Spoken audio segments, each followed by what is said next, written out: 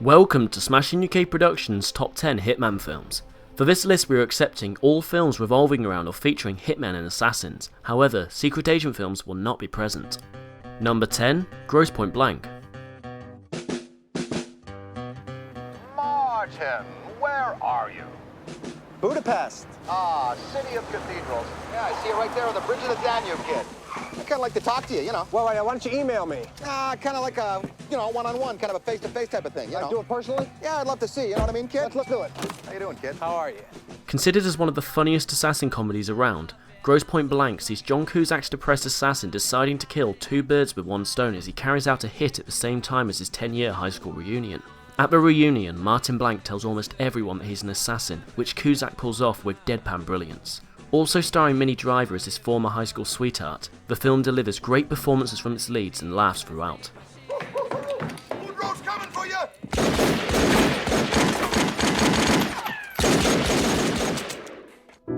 Number 9, Road to Perdition. This is the life we chose, the life we lead. And there is only one guarantee. None of us will see heaven. Making a hitman the hero of the story is a risky move, but Tom Hanks as Michael Sullivan is the heart of the story as not just a mob enforcer, but a husband, a father, and a truly tortured soul. Bolstered by Hanks' and Paul Newman's strong performances, Sam Mendes' somber tale of a hitman who finds himself fighting for his and his son's life is a well-crafted and visually stunning crime drama that explores the ties between fathers and sons.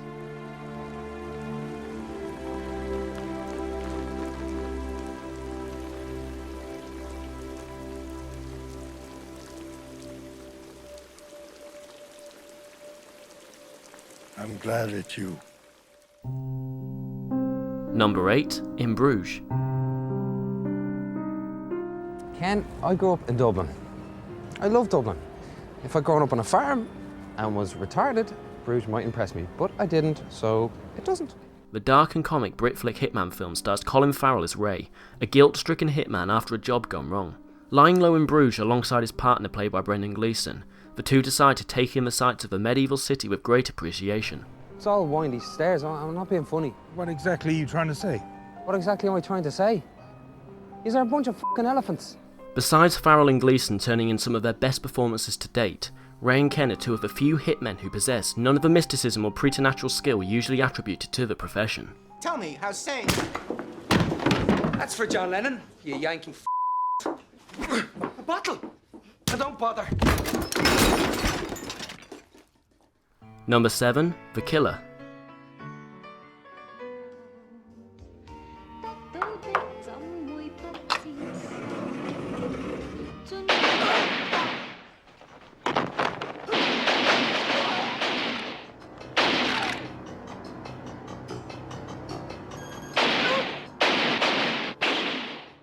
From director John Woo, The Killer is the tale of a disillusioned hitman who accepts one last hit in hopes of using his earnings to restore vision to a singer he accidentally blinded.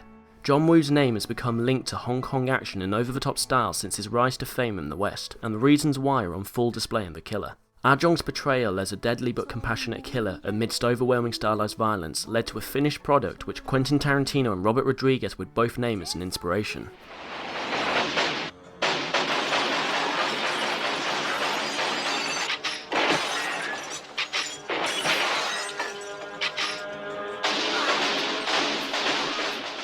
Number 6, No Country for Old Men. That don't make sense. You gave your word to my husband to kill me? Your husband had the opportunity to save you. Instead, he used you to try to save himself.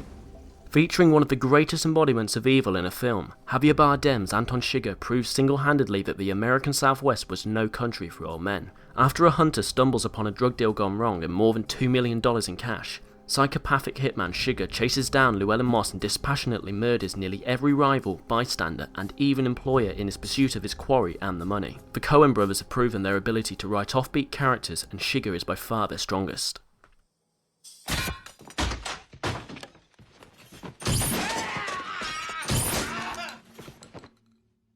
Number 5, The Manchurian Candidate. You are to hit him right at the point that he finishes the phrase, "Nor would I ask of any fellow American, in defense of his freedom, that which I would not gladly give myself.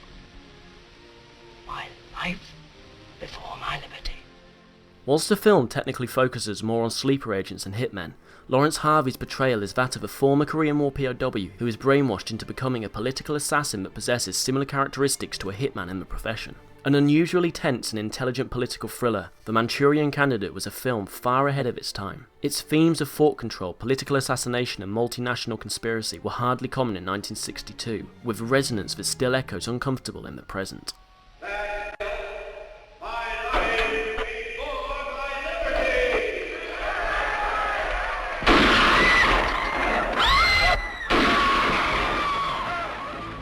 Number 4, The Bourne Ultimatum.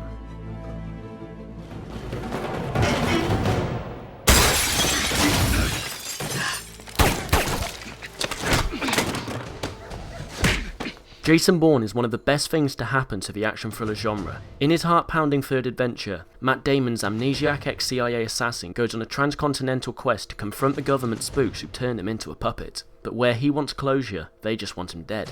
From script and casting to execution, the already exceptional spy series finished on a definite high note.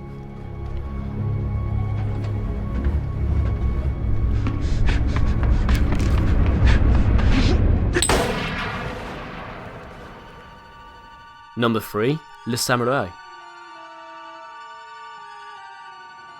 Il faut trouver le moyen de la faire craquer, alors elle parlera. Que le juge d'instruction n'est plus qu'à l'inculper de faux témoignages ou de n'importe quoi. Et le petit Jeff Costello, on le fera asseoir ici sur une chaise. In a career-defining performance, Alain Delon plays a contract killer with samurai instincts. Mixing the Japanese influences of the samurai with the style of a 1940s American gangster and 1960s French pop culture, Jeff Costello became a template for every other hitman following the release of Le Samourai in 1967. A flawless stroke of filmmaking, Melville's French flick is a superbly crafted picture that is captivating from the first frame and doesn't let up. Ne portait aucune arme sur lui. L'homme portait un chapeau. Mettez votre chapeau. Mais il avait une moustache. Number 2, Leon the Professional. I told you. Benny. Bring me everyone. What do you mean, everyone? True to his title, Leon does little else besides take out targets.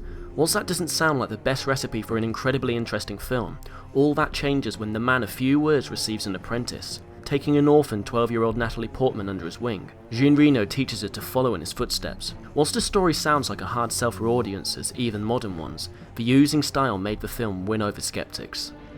He's opened the door.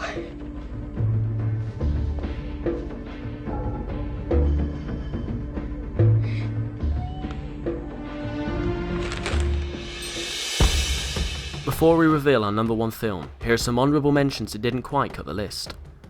Kill Bill Volume 1.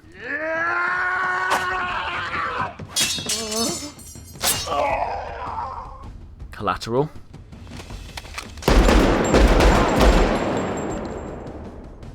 Looper. The Day of the Jackal.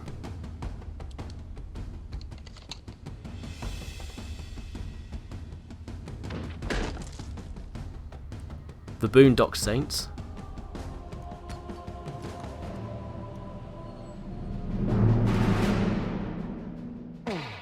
Number 1, Pulp Fiction. You know what they call a quarter pounder with cheese in Paris? They don't call it a quarter pounder with cheese? Oh man, they got a metric system. They wouldn't know what the a quarter pounder is. And what do they call it? They call it Royale with cheese. Royale with cheese. At number 1 we have Quentin Tarantino's ultra-brutal black comedy that redefined cinema in the 20th century. Whilst there is a varied selection of unforgettable characters, arguably the two greatest in the film are Jules Winfield and Vincent Vega, two hitmen who are out to retrieve a suitcase stolen from their employer. Well, you gotta have an opinion. I mean, do you think that God came down from heaven and stopped him? Oh, happening? Oh, man, man. Oh, man, I shot Marvin in the face. Why the f*** you do that? I didn't mean to do it. It was an accident. With too many quotes and personal philosophies to name, the pair of deadly hitmen embodied the stylized violence and dialogue that would ultimately become Tarantino's trademark. Say what again? Say what again? I dare you. I double dare you, motherfucker. Say what one more goddamn time. Thank you for watching. Are there any films we forgot to mention? Leave your opinions in the comments below and be sure to subscribe for new videos every Monday.